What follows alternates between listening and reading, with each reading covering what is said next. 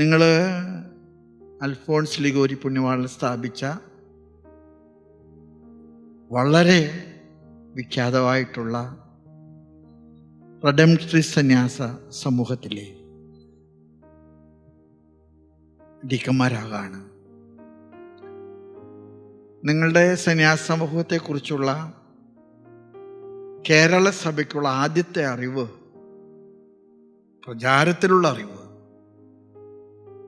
വർക്കിപ്പിതാവ് ഒരു പ്രതിസന്ധി കാലഘട്ടത്തിലെ സിറോ മലബാർ സഭയുടെ അഡ്മിനിസ്ട്രേറ്ററായിട്ട് വന്നപ്പോഴാണ്.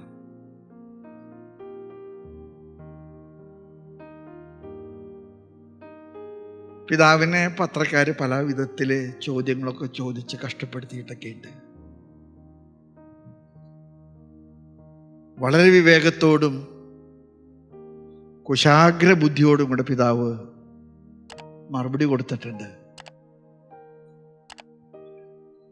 പിതാവിനോട് ഒരിക്കലേ പത്രക്കാർ ചോദിച്ചു, ഈ വർക്കി എന്നുള്ള പേര് വളരെ പഴയതല്ലേ? സിറോ മലബാർ സഭയുടെ തലവനൊക്കെ ആയിട്ട് വരുമ്പോൾ അത് കുറച്ചുകൂടെ ഒന്ന് ബ്രഷപ്പ് ചെയ്യണ്ടേ? പിതാവ് വളരെ സുസ്മേരവദനായിട്ട് മറുപടി പറഞ്ഞു,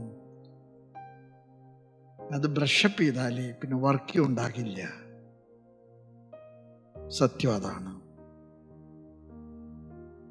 അൽഫോൺസ് ലിഗോരി പുണ്യവാളനെ കുറിച്ച് ഞാൻ ഇന്ന് കുറച്ച് നേരം ഇരുന്ന് വായിച്ചു.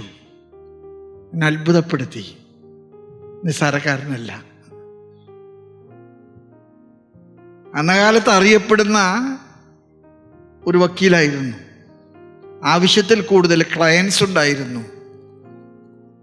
ആ സമയത്താണ് അദ്ദേഹത്തിന് തോന്നുന്നത് അതെല്ലാം ഉപേക്ഷിച്ച് കർത്താവിന് കരം കൊടുക്കണമെന്ന്.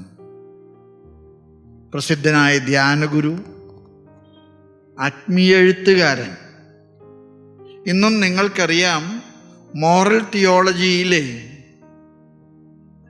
സഭയുടെ ഏറ്റവും അടിസ്ഥാനപരമായിട്ടുള്ള സ്രോതസ് അൽഫോൺസ് ലിഗോരിയുടെ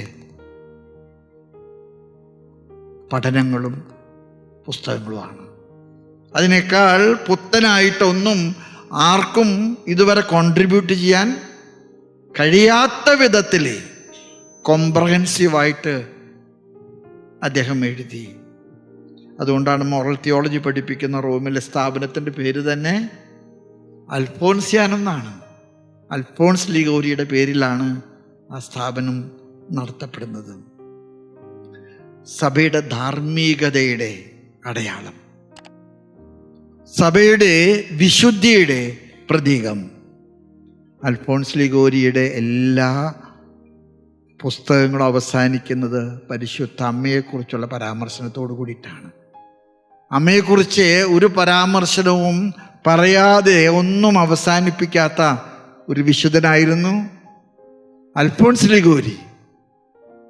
അർത്ഥവത്താണത്.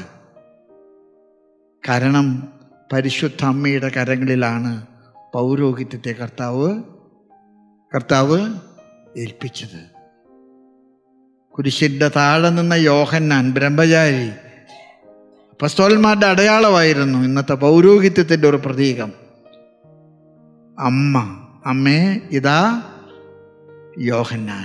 യോഹന്നാനെ ഇതാ നിന്റെ അമ്മ.